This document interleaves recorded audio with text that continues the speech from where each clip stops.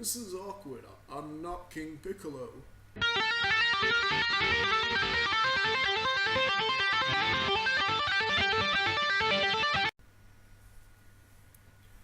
Hey guys, Toshio Rai here. And today I'm back with part 2 of this What If. So, welcome. Now to quickly recap, we last left things off where King Piccolo has just defeated Goku at King's Castle and has begun to this date a 2-year reign of terror on Earth, and recreating his legion as well as training to make sure he doesn't get dethroned again. Meanwhile, Tien and Yamcha have begun their own training so they can try and once again try and defeat King Piccolo. Now, where we last left off, King Piccolo went through with his plan and destroyed West City along with the rest of Sector 28. And in the meantime, Tien and Yamcha received training from Korin, the same training Goku went through in order to get the Sacred Water. They did try to make a go for the Ultra Divine Water, but Korin basically turned them down, them being Earth's last hope and all. And right where we left off, Tien and Yamcha were just about to head over to Piccolo's tower, which is built over the ruins of King's Castle, which was destroyed during King Piccolo's battle with Son Goku.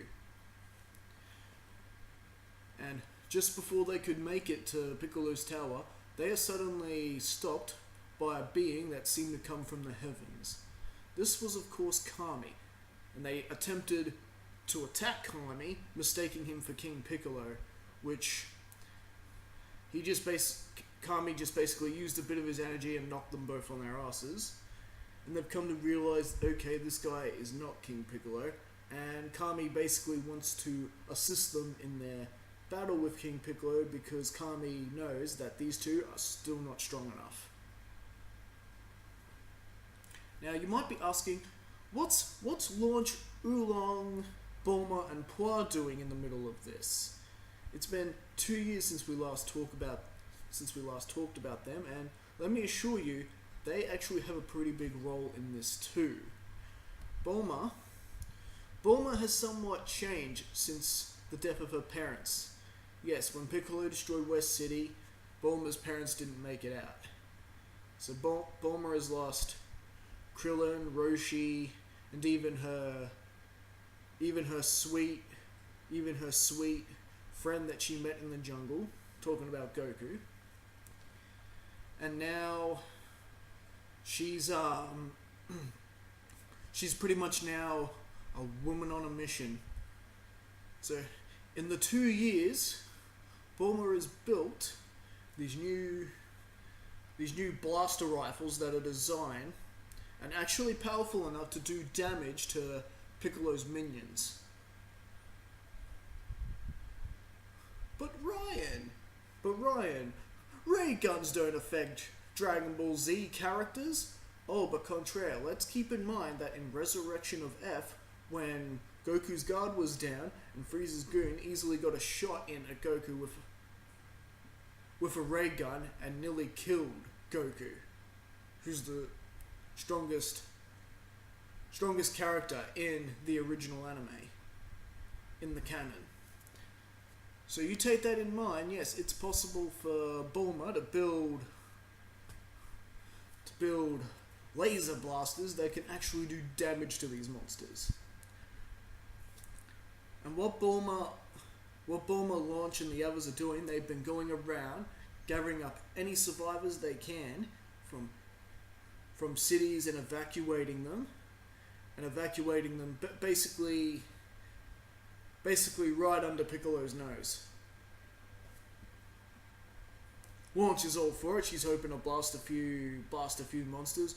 Oolong's, being the typical coward that he usually is, but still goes, but under protest. And Bulma's not above playing the piggy card.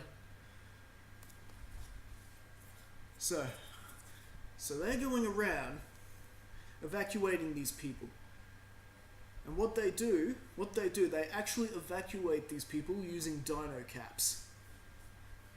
When Bulma arrives at these wrecked cities and looks for survivors, she has them all board her plane, and then she shrinks the plane down into a dino cap. What? How does that work? That can't happen, can it? Well, actually it can. Keep in mind that when Krillin and Roshi and Chaozu all died, Bulma built those cryogenic freezing chambers to preserve her dead friends. So when they brought them back to life, they wouldn't be brought back as, rotting, decaying corpses. That's what those things were built for. And where did she store those? She stored those in dino caps. So it goes to assume that if you can shrink someone inside one of those freezing chambers into a dino cap, I don't see any reason why that wouldn't work if you brought a bunch of survivors onto a capsule plane and then shrink it down into a dino cap and then walk out of the city, completely avoiding the monsters. Now one day they go to pull this in a city, and all is well. They pretty much manage to get the survivors into the plane and shrink it down dino cap, no problem. But just before they're about to leave, they see a couple of monsters heading towards them, and with them on their guard, there's probably a good chance the blaster's not going to work on them. So they need to think of something fast, and that's where Oolong has this hilarious idea of transforming into King Piccolo. Yes, he actually transforms into King Piccolo, tries to imitate the king, and tells these monsters he's interrogating themselves. I am King Piccolo! I am going to interrogate these prisoners myself. Get on it! Get on with what you're doing before I destroy you! Ha ha ha ha! Which is completely beyond hilarious. Now, these monsters are not stupid. They're not buying this for a second. So to make sure, they actually try to communicate with this King Piccolo telepathically. Because keep in mind, King Piccolo is telepathically linked to all his children. So that, of course, does not work, and just when they're about to attack the imposter King Piccolo, aka Oolong, Bulma and Launch quickly take out the blasters, and they blast and destroy the two monsters and get the hell out of Dodge. King Piccolo, of course, who has just finished training for the day, has sensed the downfall of his two minions and immediately orders his entire legion to search the area, just in case that his children's assailants was in fact Tien Shinhan. Because like I said in the previous part, King Piccolo is still wanting to find Tien Shinhan, get his revenge on him, because Tien Shinhan, as far as King Piccolo knows, is the last remaining threat. And so meanwhile, while they're off doing that, King Piccolo is relatively unguarded. So Tien, Yamcha, along with Kami, are able to slip into the city where Piccolo's tower stands relatively easy and get inside. This is where they encounter King Piccolo and the showdown begins. There are a few of Piccolo's monsters left who are like, basically their job's to protect King Piccolo, so they charge right on in, and Tien and Yamcha are fighting them off while Kami and King Piccolo are having a big ass battle. Very similar to what they have in the anime in the World Martial Arts Tournament. Difference being, of course, this is the original King Piccolo. There's no Piccolo Jr. because King Piccolo was never defeated by Goku 2 years ago at King's Castle. So it's a pretty amazing fight, epic fight. Tien and Yamcha pretty much are more than a match for these for these few minions King Piccolo has with him. But it's beginning to still turn in King Piccolo's favor, because he's still just a bit stronger than Kami. He's about as strong as he's just as strong as Piccolo Jr. was in the World Martial Arts Tournament. So the fight's pretty much the same, except Kami's not disguised as hero. And so, just like in the anime, Kami attempts the evil containment way on King Piccolo.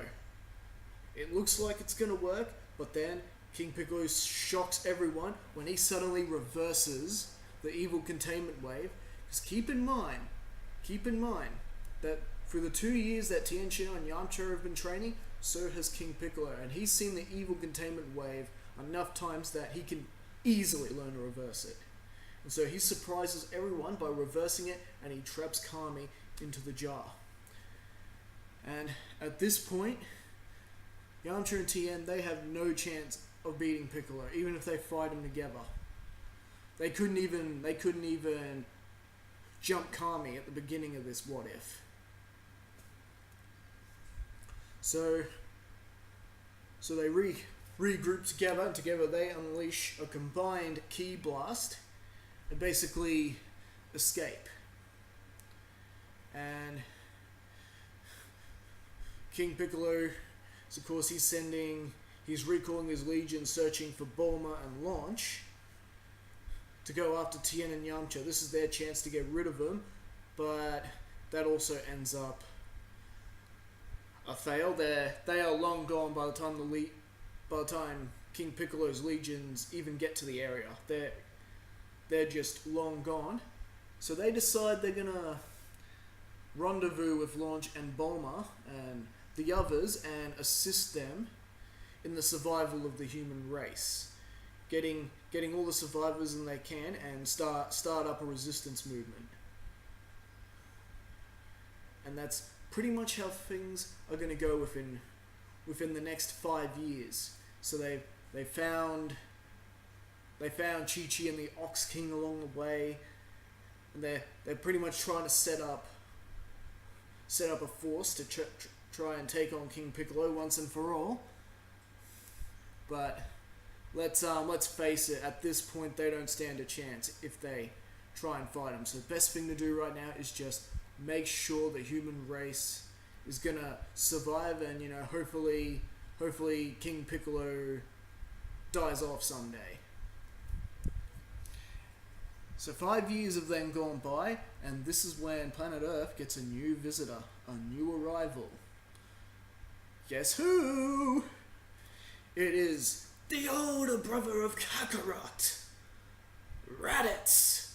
Yep, now Raditz comes to Earth. At the exact same time, he arrives